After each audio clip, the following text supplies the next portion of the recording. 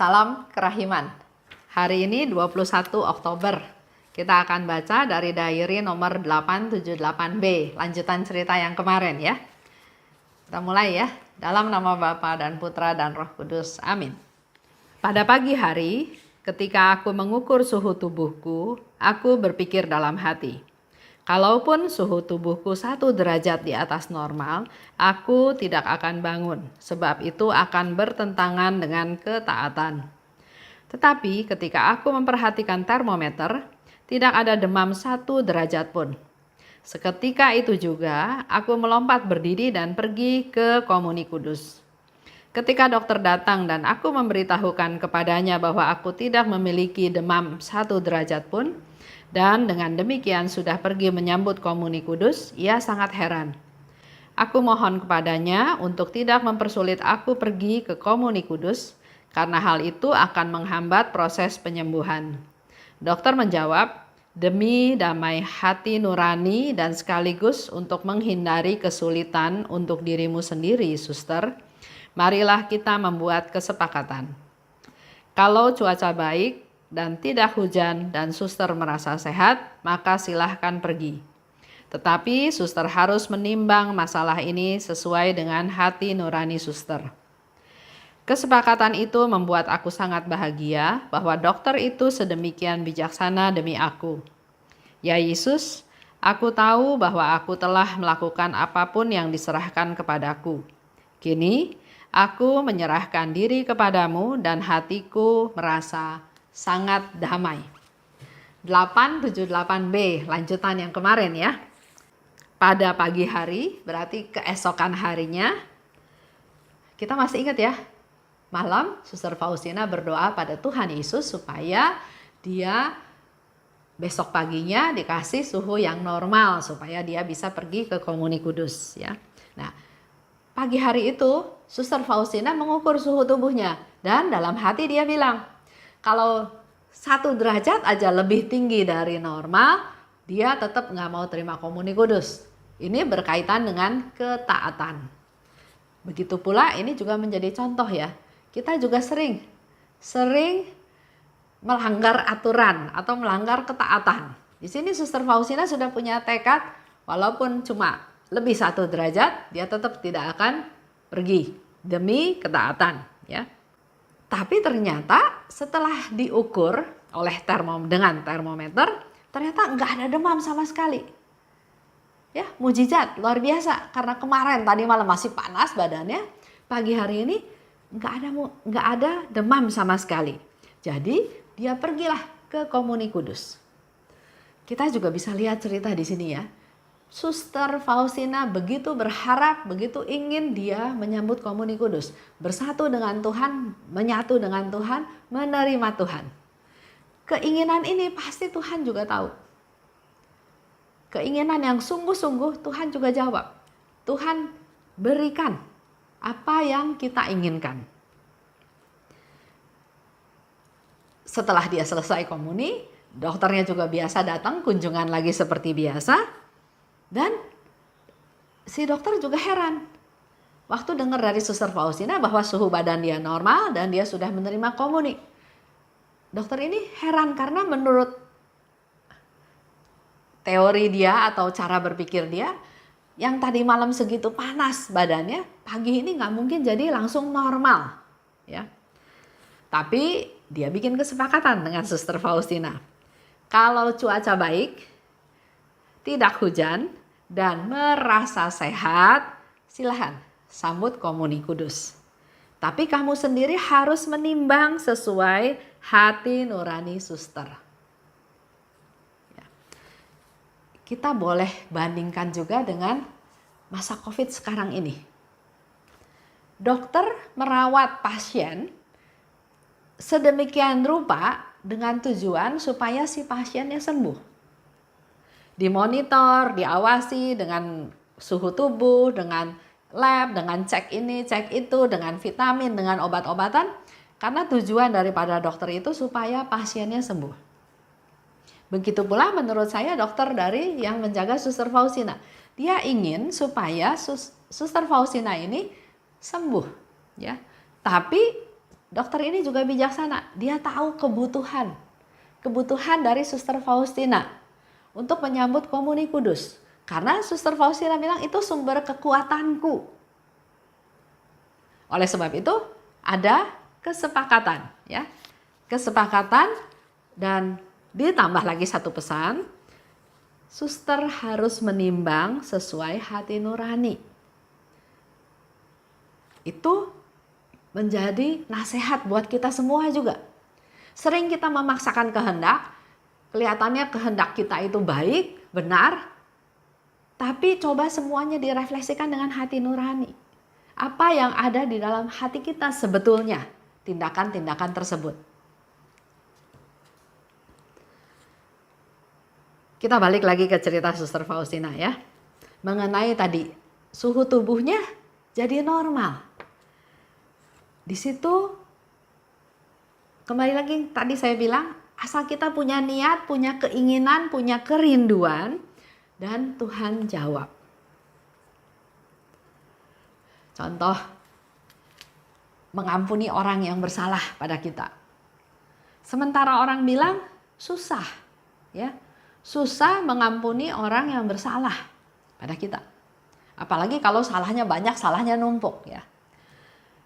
Saya sangat bersyukur, saya berterima kasih sama Tuhan, karena Tuhan sepertinya memberikan saya kemampuan untuk mudah memaafkan orang, ya. Ada orang yang jahat, yang sangat merugikan saya, tapi terus saya selalu berpikir, ya udah terjadi. Kalau saya pegangin terus pun, saya tetap marah sama dia pun, dia belum tentu merasa saya benci sama dia, saya marah sama dia, saya dendam sama dia, atau saya mau balas. Dia hidup biasa-biasa, dia hidup tanpa beban, ya, seolah-olah malah saya yang kesel. Nah, kalau saya berpikir sudah terjadi, ya sudah. Ya sudah, lupain, ampunin. Kalau nggak bisa, doa sama Tuhan, minta supaya Tuhan bantu saya untuk bisa mengampuni dia. Sudah selesai, urusannya sudah selesai. Tapi ada orang juga yang nggak bisa. Dia selalu bilang, Bu Esther, saya nggak bisa. Saya cuma gampangnya aja. Kenapa nggak bisa? Satu, kejadiannya udah terjadi. Kita pegangin terus pun, kita inget-inget terus pun, terus untungnya buat kita apa? Kemana-mana kita mikul beban, ya. Beban kesel, beban marah, beban dendam. Apalagi begitu lihat orangnya, bebannya rasa makin berat. Dan menurut saya satu-satunya yang harus dilakukan adalah melepaskan. Ya udah punya niat, Tuhan saya punya niat, saya nggak mau lagi terbebani dengan segala macam hal, saya mau lepaskan. Jadi tahap pertamanya itu harus punya niat. Nah, kebanyakan orang nggak bisa mengampuni itu karena dia nggak punya niat untuk melepaskan. Enak aja, dia udah bikin susah saya, lupain gitu aja, nggak bisa. Nah, itulah yang membuat dia susah mengampuni, karena nggak punya niat untuk melepaskan. Niatnya kepengen semua orang tahu bahwa dia jahat, saya baik. Dia menganiaya saya menjadi seperti ini gara-gara dia. Jadi dipegangin terus. Terus mau sampai kapan? Lebih baik kita belajar melepas. Langkah pertama, kita punya niat dulu, niat untuk mengampuni. Dengan berdoa, dengan kesungguhan, Tuhan pasti kabulkan. Lanjut ya. Jadi dokter memberi izin kepada Suster Faustina untuk boleh menerima komuni, tapi harus sesuai dengan hati nurani. Mungkin maksudnya dokter ya, kalau Suster Faustina memaksakan kehendak, ya, atau nggak usah Suster Faustina lah ya, mungkin kita lah ya, kita memaksakan kehendak, padahal udah nggak boleh sama dokter, tapi kita masih memaksakan kehendak, nggak pakai hati nurani, kan akibatnya kita mungkin jadi nggak sembuh-sembuh. Karena kita nggak sembuh-sembuh, otomatis dokter masih harus terus merawat kita, menjaga kita. Nah, jadi kalau pakai hati nurani, dokter juga ingin saya sembuh. Oleh sebab itu kita harus kerjasama supaya diperoleh hasil yang optimal. Kini aku menyerahkan diri kepadamu dan hatiku merasa damai. Itu nasihat Suster Faustina untuk kita semua. Serahkan diri kepada Tuhan, maka hatiku merasa damai. Jadi apapun yang sedang kita alami, sakit penyakit, keadaan ekonomi, keadaan keluarga, permasalahan yang ada di dalam keluarga, lagi hidup tenang-tenang, tiba-tiba dengar satu kabar, wah ini masalah besar ya. Tapi di sini Suster Faustina katakan, serahkan diri kepada Tuhan dan hatimu akan merasa damai. Itu aja ya untuk hari ini. Saya tutup dengan doa. Dalam nama Bapa dan Putra dan Roh Kudus, amin. Allah Bapa yang Maha Baik, hari ini kami semua belajar dari Suster Faustina untuk punya niat melakukan sesuatu yang baik, yang berguna. Dan niat tersebut, kerinduan tersebut, engkau lihat, engkau perhitungkan, dan engkau beri jawaban seperti apa yang diharapkan oleh Suster Faustina. Begitu pula dalam hidup kami sehari-hari ya Tuhan, mampukan kami punya niat untuk sesuatu yang baik. Terutama mampukan kami Tuhan untuk bisa mengampuni mereka yang bersalah pada kami. Masih banyak orang yang sangat sulit mengampuni orang lain. Tapi pada saat ini Bapa, kami mohon rahmat-Mu, curahkanlah rahmat-Mu untuk mereka, agar mereka punya niat untuk melepaskan segala kemarahan, kebencian, dendam, atau sakit hatinya terhadap orang lain, supaya orang-orang yang pernah bersalah kepada mereka tidak lagi menjadi kendala dalam hidup mereka, tapi mereka punya kemampuan untuk melepaskan, punya niat untuk mengampuni.